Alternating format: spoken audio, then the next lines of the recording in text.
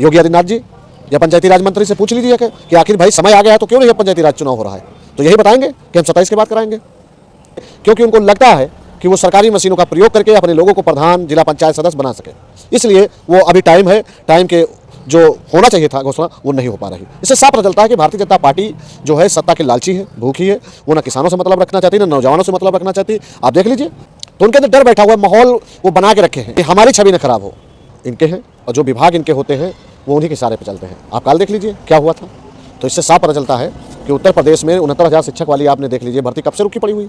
का संदेश फिर अखिलेश यादव पे भी एक तरीके से क्वेश्चन माननीय अखिलेश यादव जी किसकी हेल्प नहीं किया, बता दीजिए किसकी हेल्प नहीं करते। एक बात बताइए, मैं जाति दलाल की बात किया, संख्या जो बताते गिनाते हैं, जो गाँव में जाते हैं, जो उनके नाम से रसीद कटवाते हैं कि अरे तुम्हारे जाति संख्या के नेता हैं, हमको रसीद दीजिए, आगे बढ़ाइए। और जब आगे बढ़ जाते हैं, जब मंत्री बन जाते हैं, सांसद बन जाते हैं, तो सड़क पे आने से डरते हैं, कतराते हैं। हम उनकी बात कर रहे हैं। माननीय श्री अखिलेश यादव जी ने किसकी मदद नहीं की, आप बताइए, उन्होंने कब जाति किसी की।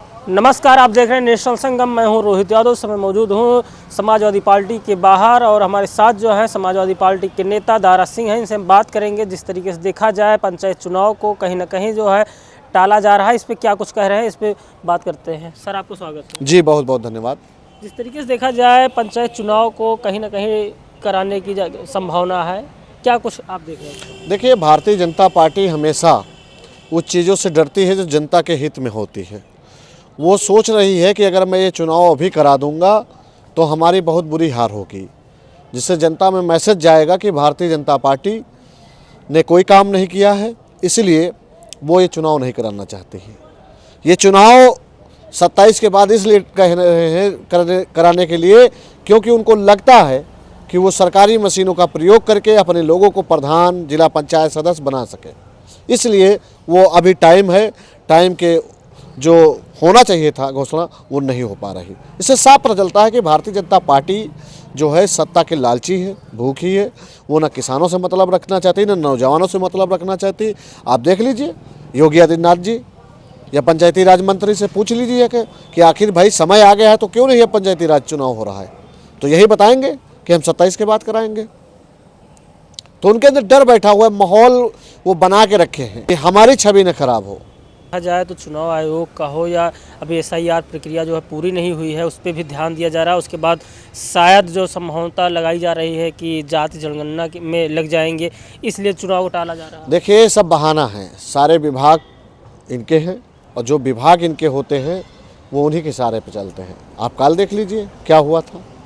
तो इससे साफ पता चलता है कि उत्तर प्रदेश में 69,000 शिक्षक वाली आपने देख लीजिए भर्ती कब से रुकी पड़ी हुई।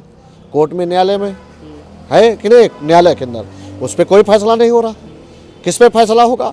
जो भारतीय जनता पार्टी रातों रात चाहेगी वो होगा, और जो भारतीय जनता पार्टी नहीं चाहेगी वो नहीं होगा। निकाय चुनाव इसीलिए रोका गया है कि 27 का चुनाव पहले हो जाए, चुनाव के परिणाम आ जाएंगे, उसके बाद हम निकाय चुनाव कराएंगे। ये भारतीय जनता पार्टी के बोल हैं। UGC बिल जो आ रहा था उस पर रोक लगा दिया है सुप्रीम कोर्ट ने, तो इसको कैसे देख रहे हैं? सुप्रीम कोर्ट क्यों लगाते कि जब सुप्रीम कोर्ट ने राम मंदिर का फैसला लिया था तब क्या बोला गया था कि मोदी जी ने करा दिया।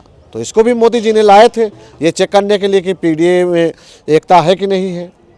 तो वो देख चुके हैं, जनता के अंदर जो संदेश जाना चाहिए था वो जा रहा है। वो इसीलिए लाते रहेंगे कुछ न कुछ ऐसा जिससे तुम उनसे वो चीज़ें ना मांग सको जो आपकी मूल मांगे हैं। जैसे रोजगार हो गया, महंगाई क्यों है, हत्याएं क्यों हो रही हैं, अस्पताल में लापरवाही क्यों हो रही। इसीलिए वो बीच बीच में ऐसे खेल खेलते रहेंगे जिससे आप उलझे रहें, और आप उलझ भी जाते हैं। क्योंकि आप देख लीजिए कि जो संगठन हैं या जाति नेता हैं, उन्हें जाति नेता ना कह के हम जाति दलाल ही कहेंगे, क्योंकि अपनी जाति की संख्या दिखाकर वो टिकट तो ले लेते हैं, पर जब उसी जाति में किसी के साथ शोषण हो जाता है, अत्याचार हो जाता है, बलात्कार हो जाता है, हत्याएं हो जाता है, तब उसके दरवाजे वो नहीं जाते हैं। क्यों? क्योंकि जानते हैं कि हम जाएंगे तो 50 लाख या 2 लाख या 5 लाख रुपए हमको देना पड़ेगा आर्थिक मदद की वजह से। तो इसलिए नहीं जाते हैं। तो सिर्फ वोट लेना चाहते हैं और अपनी संख्या को बेचना जानते हैं, और वो मदद नहीं करना चाहते हैं। कभी भी कोई जाति के नेता देख लीजिए किसी अन्य गरीब अपनी ही जाति के लोगों को आगे बढ़ाते हुए देखा आपने? आप बता दीजिए कोई बढ़ाया हो?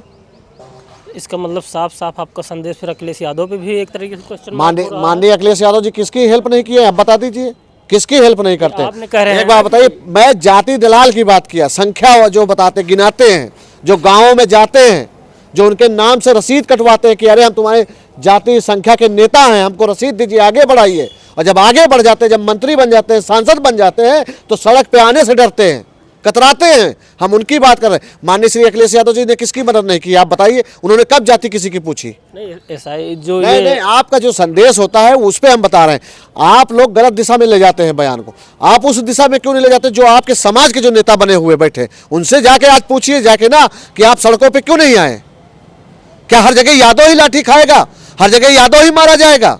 और यादव के घर पे जब घटना हो जाती है, हर जाति का दलाल बैठा होता चुपचाप अपने घर पे।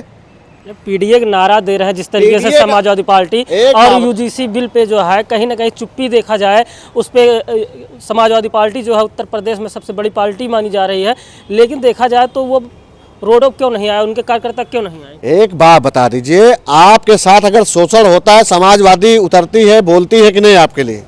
समाजवादी पार्टी की विचारधारा यही है कि शांति बनी रहे उत्तर प्रदेश में। अगर आप कमजोर हैं तो आप मजबूत होइए, अगर आप बीमार हैं तो आपका इलाज होना चाहिए, अगर आपकी पढ़ाई रुकी है तो हम आपकी पढ़ाई चालू कराने का काम करेंगे। हम आपसे लाठी पकड़ाने का काम नहीं करेंगे, आपको पत्थर पकड़ाने का काम नहीं करेंगे आपको, समझ गए? हम धोखा किसी समाज के या जाति के साथ नहीं करना चाहते हैं। हम सबको न्याय के साथ लेके चलना चाहते हैं, और हम किसी को भेदभाव नहीं करना चाहते हैं। हम चाहते हैं कि हमारी कुर्सी अगर बराबर में है तो आपकी भी कुर्सियां बराबर होनी चाहिए।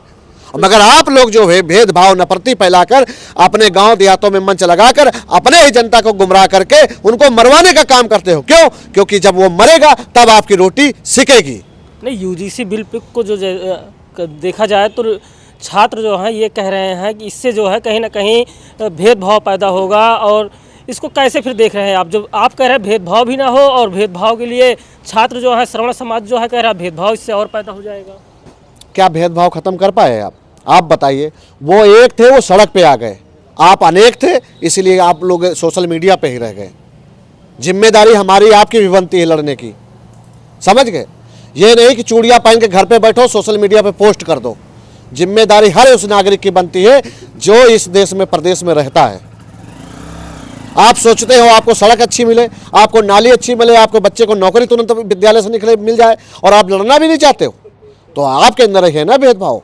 आपको हर आराम सुविधा चाहिए, मगर आप ये नहीं चाहते हो, ये चाहते हो कि बगल के घर में भगत सिंह पैदा हो, तुम्हारे घर का जो बच्चा है वो क्या कहते हैं, इंजीनियर, डॉक्टर, इंस्पेक्टर, वकील बने।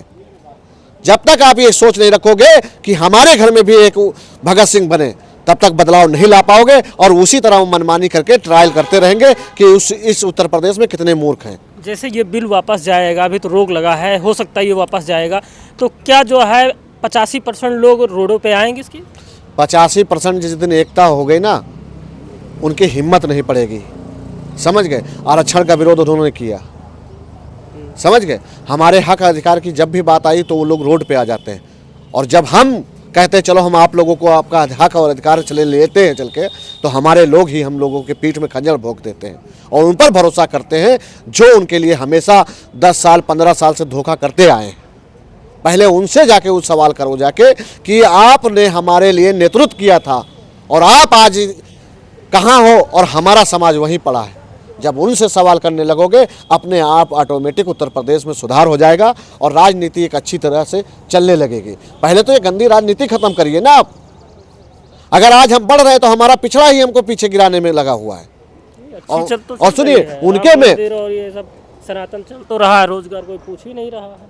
हम उस देखिए, मैंने पहले भी कहा था, आज भी कहा था कि मैं उसी रास्ते पे चलूंगा जिससे दूसरे का विकास हो सके। हम उस मुद्दे पे नहीं जाऊंगा जिससे किसी का विनाश हो सके। चलिए, हमारे साथ समाजवादी पार्टी के नेता दारा सिंह थे। देखते रहिए नेशनल संगम, रोहित यादव, लखनऊ।